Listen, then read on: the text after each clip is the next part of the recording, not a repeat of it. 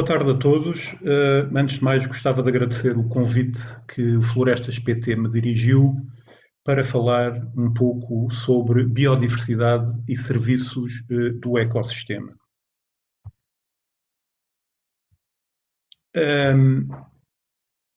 A apresentação vai seguir esta ordem que eu vos ponho aqui. Portanto, primeiro, o que é isto da biodiversidade? Também, o que é que quer dizer este termo um pouco complicado, serviços do ecossistema? Como é que esta questão da biodiversidade e dos serviços constitui um grande desafio que todos nós enfrentamos no mundo atual? E, finalmente, uma reflexão final sobre estes temas. Começando, então, pelo básico. O que é a biodiversidade? Fazendo uma pesquisa na net, se usarem, por exemplo, o Google e a pesquisa através de imagens, eu fiz isto e as imagens que me aparecem, as duas primeiras são estas que aqui estão. Uma primeira em que vemos o planeta e várias espécies caricaturadas na sua superfície. Uma outra em que aparecem fotografias, a primeira só animais, a segunda aparecem também algumas plantas. Ou nas imagens seguintes, uma que também aparece imediatamente a seguir, já aparece aqui uma figura humana, portanto chama a atenção que há alguma relação entre estas questões da biodiversidade e o ser humano, e finalmente a quarta que aparece na lista é mais uma vez o planeta, com as espécies todas cobrindo a superfície da Terra. Portanto, quando olhamos para estas imagens, aquilo que nos vem primeiro à cabeça é que biodiversidade são os seres vivos, são as diferentes espécies e aqui se calhar também alguma relação com o ser humano. E de facto, normalmente, o conceito que temos de biodiversidade é o de variedade de espécies. Mas, de facto, a biodiversidade inclui não apenas as espécies, animais ou vegetais, mas também a diversidade dos genes e a diversidade dos ecossistemas. Isto é definida a escalas muito diferentes, desde o gene até ao ecossistema, e é preciso ter em conta esta questão quando se fala de biodiversidade, porque isto tem implicações muito diferentes depois, por exemplo, ao nível de políticas de conservação da natureza, ferramentas de conservação da natureza. Uma coisa é se tivermos como alvo a diversidade genética, outra coisa completamente diferente é se tivermos como alvo a diversidade de espécies, ou ainda bastante diferente se o que tivermos a abordar é a conservação de um ecossistema, como por exemplo uma floresta. E portanto esta é a primeira questão que é preciso ter em conta, é que biodiversidade normalmente é utilizado no nosso dia-a-dia como diversidade de espécies, mas é bastante mais do que isso. Este senhor que aqui está neste lado, o professor Edward Wilson, é um grande pensador sobre estas questões da biodiversidade, e não só. Ele, de facto, foi a pessoa que cunhou o termo biodiversidade, antes talvez dissesse mais comumente diversidade biológica. É um grande pensador e tem contribuído com obras monumentais para estas questões da ecologia e da conservação da natureza. Eu pus apenas aqui alguns dos livros mais marcantes, a maioria deles está traduzida em português, algumas das obras mais importantes que ele publicou, e se repararem, em 1988 ele publica exatamente um livro que chamou Biodiversity, e é a partir dessa altura mais ou menos que se considera que o termo surge como significando diversidade biológica também. Entre outras obras, desde a Consilience, em que ele propõe a unificação das humanidades, das ciências, das artes, da ecologia, ou obras como mais técnicas, como a Teoria da Biogeografia das Ilhas, no vosso canto superior esquerdo, que é uma obra fundacional para, por exemplo, o estabelecimento de parques e reservas, ou a Sociobiologia, em que ele aborda também as sociedades animais, incluindo a sociedade humana. É, de facto, um dos grandes pensadores destes temas vivo e que importa ler. E ele, de facto, cunhou o termo biodiversidade. Quando, olhando também para os artigos científicos que têm sido publicados sobre o tema, há uma base de dados muito importante que todos os cientistas usam, que é o WYSI Web of Knowledge. Fazendo uma pesquisa por palavra-chave e utilizando apenas o termo biodiversidade no título, vejam o que acontece. Portanto, a palavra biodiversidade surge ali no final dos anos 80. Curiosamente, em 1992, se repararem, um ano em que houve uma conferência sobre diversidade biológica no Rio de Janeiro, já há cerca de 200 referências com a palavra, até ao ano passado, onde aparecem mais de 1000 artigos no título com a palavra biodiversidade. Obviamente que esta pesquisa depois pode ser feita por resumo, por texto. Aqui limitei-me simplesmente, e qualquer um de vós pode tentar fazê-lo, uma pesquisa usando o termo no título do artigo científico. Além da biodiversidade, hoje em dia fala-se muito nesta questão dos serviços do ecossistema. E é um termo assim um pouco estranho e complicado e de facto não é muito bem conseguido em termos de comunicação. É um paradoxo, porque este termo serviços do ecossistema foi cunhado exatamente para comunicar a importância da biodiversidade às nossas sociedades, mas é um termo que eu considero um pouco complicado. Mas olhando aqui para este boneco publicado num dos relatórios da World Wildlife Fund, que é uma grande organização de conservação da natureza global, eu acho que podemos entender bem o que é isto dos serviços do ecossistema. Se repararem, não é mais do que os benefícios que nós, humanos, obtemos a partir da natureza. E se virem nesta roda com várias cores, temos desde o que tecnicamente se chama os serviços de aprovisionamento, como, por exemplo, a fibra, o alimento, a madeira, que é tão importante que é o produto que as florestas nos dá, a cortiça, no nosso caso aqui no Mediterrâneo e em Portugal.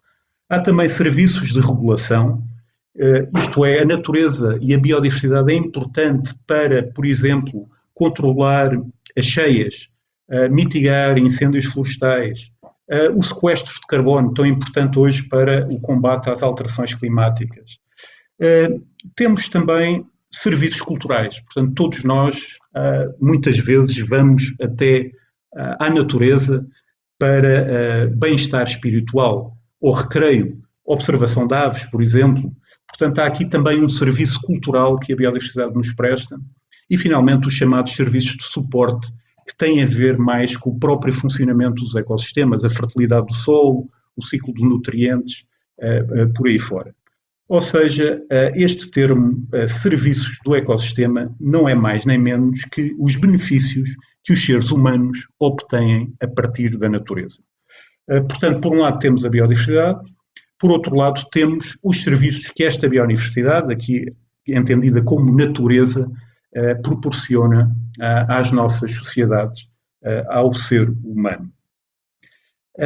No caso particular das florestas, já que estamos aqui a falar para o projeto Florestas PT, os ecossistemas florestais são um grande reservatório da biodiversidade terrestre. Mais de 80% das espécies de vertebrados terrestres encontram-se em ecossistemas florestais. E neste caso, como a imagem mostra, também tirada de um relatório da WWF, reparem nos diferentes serviços que a floresta nos pode prestar. Portanto, desde o serviço de regulação de sequestro de carbono, aí no lado esquerdo da imagem, ao serviço cultural de lazer, fornecimento de água, de madeira, controle de cheias, ciclo de nutrientes, combustíveis, alimento. Portanto, neste caso, são tudo serviços que a floresta nos presta, são os chamados serviços do ecossistema. Estamos aqui a ver já, por um lado, que a biodiversidade que vai desde os genes aos ecossistemas e, por outro, que estes ecossistemas, esta biodiversidade, gera benefícios que são essenciais à nossa sobrevivência. E eu aqui queria apenas fazer um parênteses, porque há e houve duas escolas distintas que olham para a biodiversidade de uma maneira muito diferente. No lado esquerdo do vosso ecrã tem mais um grande fundador da filosofia ambiental, John Muir, botânico, conservacionista, zoólogo, e do lado direito tem um outro pensador muito importante nesta área, Gifford Pinchon, os dois norte-americanos. Pinchon florestal, foi um dos primeiros diretores dos serviços florestais dos Estados Unidos da América, foi também governador da Pensilvânia. Estes dois homens fizeram muito pela a conservação da natureza, chamaram a atenção para a importância da conservação da natureza, foram amigos, embora no final das suas vidas se tenham separado um pouco, porque abordaram estas questões de uma maneira um pouco diferente. John Muir chamou a atenção para o valor intrínseco da natureza, da biodiversidade. As espécies valem por si só pelo facto de existir. Eu quero saber que os meus netos saibam que existe, mesmo que não o vejam, um jaguar numa floresta na Amazónia. Enquanto Gifford Pinchon tem outra visão. Ele defende o valor utilitário da biodiversidade. Portanto, por um lado, as espécies valem por si só, valor intrínseco, é esta a razão que nos leva a preservá-las. Por outro, Pinchot diz, nós temos que conservar a natureza porque ela tem valor utilitário e ela é essencial à nossa sobrevivência. Obviamente que ambos estão certos. Apesar destas escolas, hoje em dia ainda há algum debate público sobre estas visões, associadas mais à conservação pelo uso, à conservação não usando, não mexendo. A verdade é que no meio está a virtude e é o compromisso entre estas duas visões que nos pode ajudar a abordar as questões da conservação da natureza e da conservação da biodiversidade de uma maneira mais efetiva e mais eficiente. Então, e de facto, qual é a relação entre a biodiversidade, aqui entendida como número de espécies ou diversidade de espécies, e os serviços do ecossistema? Existem neste momento vários trabalhos científicos, feitos desde pastagens até às florestas, que mostram que quanto mais elevado é o número de espécies, mais eficiente é o funcionamento do ecossistema e também dos serviços que ele gera. Por exemplo, produtividade vegetal, a ciclagem de nutrientes, a decomposição da matéria orgânica.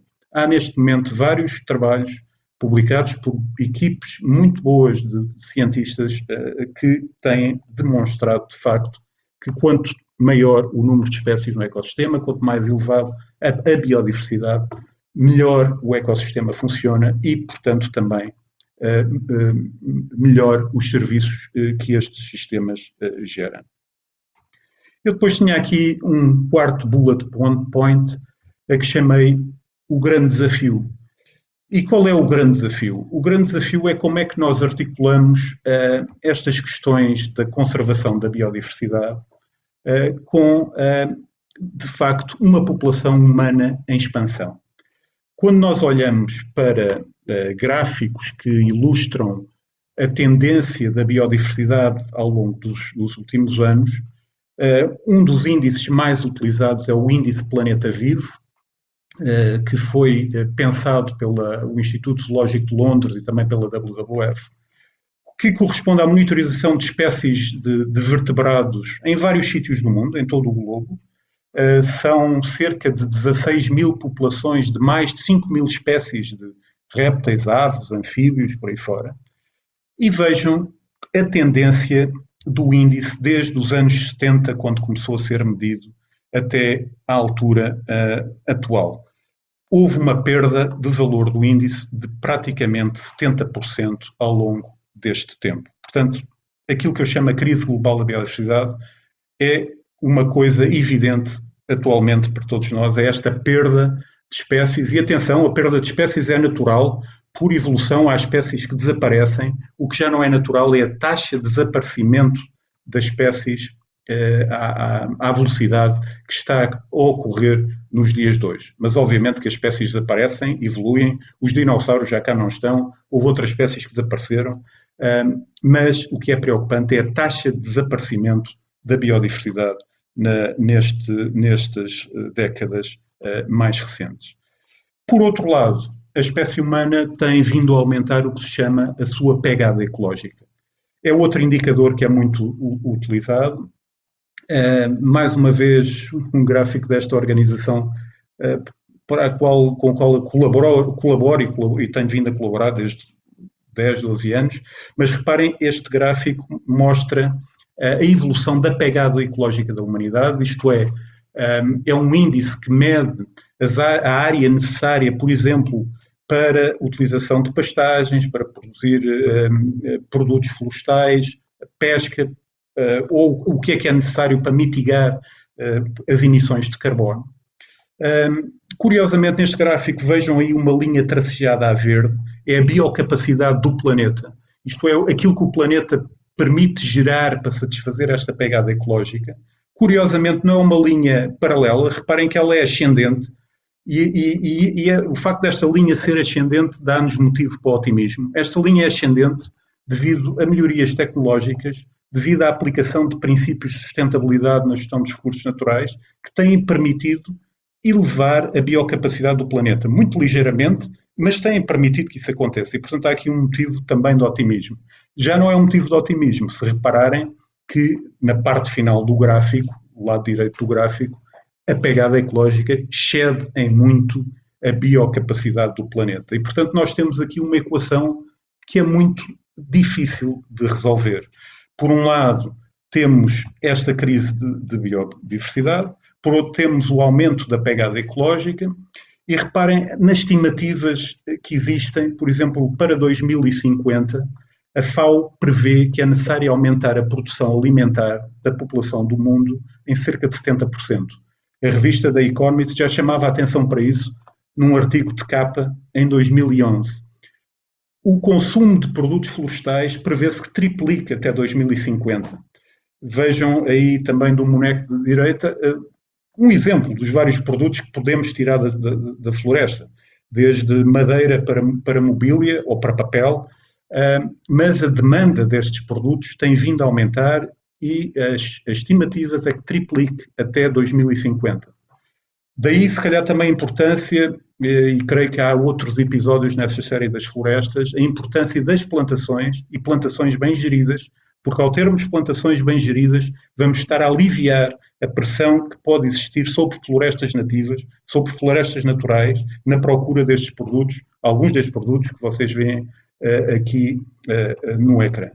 É, portanto, um desafio monstruoso, porque temos que articular o crescimento da população humana, a perda da biodiversidade e a procura cada vez maior para satisfazer este tão grande número de pessoas que existe no mundo.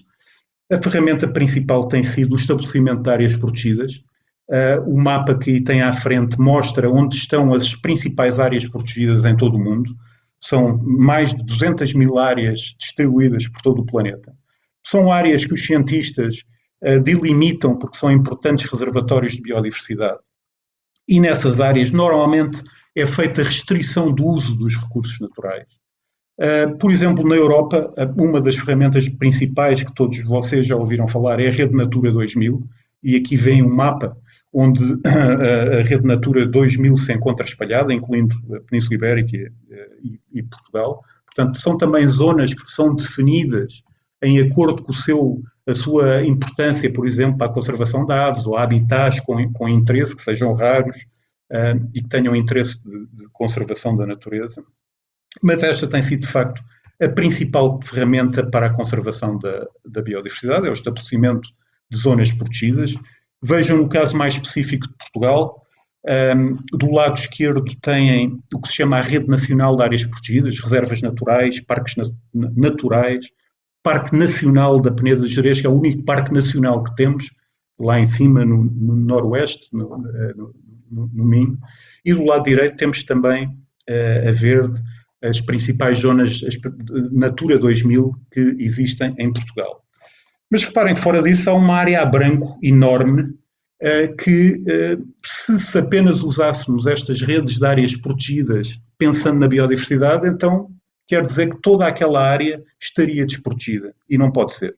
De facto, há que pensar também o que fazer nesta área mais a branco nos mapas e pensar além da rede de áreas protegidas, que não tem sido suficiente. Portanto, reparem que apesar de mais de 200 mil áreas protegidas em todo o mundo, e esta área tem vindo a aumentar, a biodiversidade continua a decrescer sustentadamente.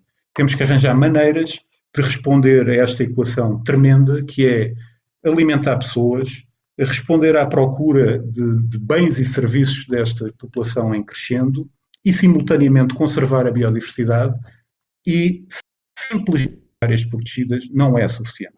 Temos que pensar em outro tipo de ferramentas, como, por exemplo, a gestão florestal sustentável, a gestão agrícola sustentável, a gestão em geral dos ecossistemas, também fora destas áreas protegidas. E reparem nós de facto vivemos num mundo que é moldado pelo ser humano. Eu gosto muito deste slide. É já um slide antigo, tirado de um artigo do Peter Caraiva, é um grande conservacionista e pensador também destas questões. Foi diretor da Nature Conservancy durante muitos anos, outra organização, neste caso americana, de conservação, muito importante. E ele, num artigo publicado na Science, aqui há uns anos, colocou este mapa para ver como, de facto, o mundo é moldado pelo ser humano. No caso dos mares, em mais a vermelho, vocês veem rotas marítimas, como elas cobrem praticamente todo o globo, e depois também como indicador as redes viárias nas zonas terrestres, mais a rosa. E, portanto, os rosas e os vermelhos estão em todo o lado. Mesmo aquelas áreas que estão mais a cinzento, como por exemplo a floresta amazónica, ou na Europa, na América Central também, por exemplo, sabemos hoje em dia que muitas delas são florestas secundárias que foram moldadas por civilizações antigas, como os maias. Portanto, mesmo que não haja influência atual, temos que contar com esta influência antiga. E, finalmente, se pensarmos em coisas como as mudanças climáticas, de facto, há pelo menos efeito indireto em todas as zonas do mundo, mesmo aquelas que nós consideremos mais pristinas. Eu apenas, o que é que eu quero dizer com isto? É um bocadinho aquilo que disse no ponto anterior. É que temos que pensar em conservação para lá das zonas que normalmente consideramos muito importantes para a biodiversidade, florestas nativas, zonas pristinas, claro que sim, são ecossistemas importantíssimos, mas nós temos que pensar na conservação como um todo e também na conservação noutras áreas que não sejam grandes hotspots de biodiversidade. Eu não coloquei aqui, mas este artigo do Peter Caraiva fala em conservação em cool spots. Portanto, normalmente há um termo que é os hotspots de biodiversidade, zonas quentes de biodiversidade. Ele, neste artigo, chama a atenção que a biodiversidade tem que ser conservada também nas zonas frias, nos cool spots. E, de facto, para responder a este desafio, é necessário integrar simultaneamente produção para satisfazer as necessidades humanas e conservação da biodiversidade, que gera tantos benefícios como nós vimos. E a maneira de fazer isto, há várias abordagens, até parece simples, não é? Mas, de facto, é a integração de diferentes usos da terra, segundo princípios de sustentabilidade. E atenção, a sustentabilidade aqui normalmente é muito pensada como sustentabilidade ambiental, mas a sustentabilidade, por definição, tem que ser social, tem que ser económica e tem que ser também ambiental, obviamente. São três pilares que estão estritamente ligados. Nós não conseguimos atacar uns sem atacar os outros. E, portanto, esta imagem mostra vários exemplos do que eu chamei uso da terra, uso agrícola, uso florestal, uso para conservação da natureza, usos urbanos, têm que ser pensados cuidadosamente, integrados e, obviamente, depois a terra utilizada de maneira sustentável, de modo a manter os recursos. Haverá áreas onde a intervenção humana será mínima, haverá áreas onde, se calhar, para manter a natureza e os níveis de biodiversidade, se calhar vai ser necessário gestão humana. Vejam, por exemplo, o caso dos incêndios nas zonas mediterrâneas e em Portugal. Se nós não mexêssemos e se deixássemos o mato crescer, iríamos ter, e cada vez mais devido aos efeitos das alterações climáticas, iríamos ter cada vez mais incêndios mais frequentes e mais graves. Portanto, há situações em que, para manter a biodiversidade, temos mesmo que gerir, e depois, obviamente, há terra que tem que ser alocada para satisfazer as nossas necessidades de alimento e de outros produtos. É de facto um grande desafio e eu voltava ao professor Edward Wilson e um dos livros que ele publicou já há alguns anos, A Criação, em que ele aqui a criação quer significar mais uma vez biodiversidade e natureza. Este é o prefácio do livro. Eu deixei-o na língua original para depois cada um de vós ver e pensar e levar o seu tempo a ler. Não vou ler aqui em completo, vou apenas dar as principais linhas em português. Mas ele essencialmente começa este livro com uma carta a um pastor batista de uma igreja, e dilo, eu sublinhei aqui as partes mais importantes, e diz assim: caro pastor, eu escrevo-lhe para lhe pedir um conselho e ajuda. Eu, de facto, não vejo maneira de evitar as nossas visões tão diferentes do mundo. O senhor interpreta a Bíblia e acredita na Bíblia. Eu sou um humanista secular. O senhor acredita que a alma é imortal e que este planeta é apenas um sítio de passagem. Eu penso que inferno e paraíso somos nós que os criamos aqui na Terra e depende apenas das nossas ações. E ele diz, eu continuo à procura. Há sempre qualquer coisa em que nós podemos acreditar, eu continuo à procura. O senhor pode estar errado, eu posso estar errado, mas nós podemos estar parcialmente certos. E o que é que ele diz no parágrafo seguinte? Será que estas diferenças que nós temos na visão do mundo nos podem impedir de obter um propósito maior? E ele diz, não, repara, quer eu, quer o senhor e qualquer humano procura a mesma coisa na vida. Segurança, liberdade de escolha, dignidade pessoal, e acredita até numa causa maior do que nós mesmos. Portanto, vamos ver se pomos de lado as nossas metafísicas e tentar partilhar e trabalhar neste mundo que nós partilhamos. E depois termina, a defesa do mundo natural, da biodiversidade, é um valor universal. Não é promovido por religião, ideologia ou dogmas. Pelo contrário, serve toda a humanidade sem qualquer tipo de discriminação. Eu acho este texto belíssimo e é muito importante também para as questões da conservação da natureza e da biodiversidade, porque há aqui várias questões, mas talvez a mais importante que o professor Wilson chama a atenção é esta de haver diferentes visões e perspectivas no mundo. Há também diferentes visões e perspectivas na maneira como se podem usar ou proteger os recursos naturais, mas essas visões têm que ser integradas, tem que haver compromisso. Há um termo técnico muito usado na conservação da natureza, que é a participação pública. A participação pública não é mais que, frente a uma determinada questão, consigamos integrar as diferentes visões sobre essa questão. No caso da conservação da biodiversidade, temos que integrar as visões do produtor florestal, do agricultor, do conservacionista, do académico, do mundo, da sociedade em geral. E acreditem ou não, isso tem sido feito com sucesso em algumas zonas do país. Estou-me a lembrar do Parque Natural de Val de Guadiana, em que foi construído um plano de gestão para o parque a partir do nada, integrando a visão destes grupos todos. Levou cerca de 2 anos a fazer. Grande mérito do diretor do Parque Natural de Val de Guadiana na altura, o Dr.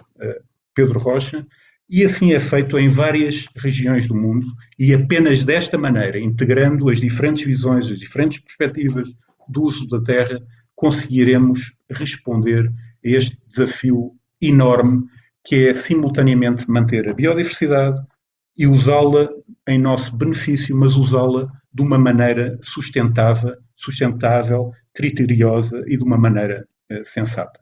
Deixava-vos então com esta reflexão final e boa tarde e até um destes dias.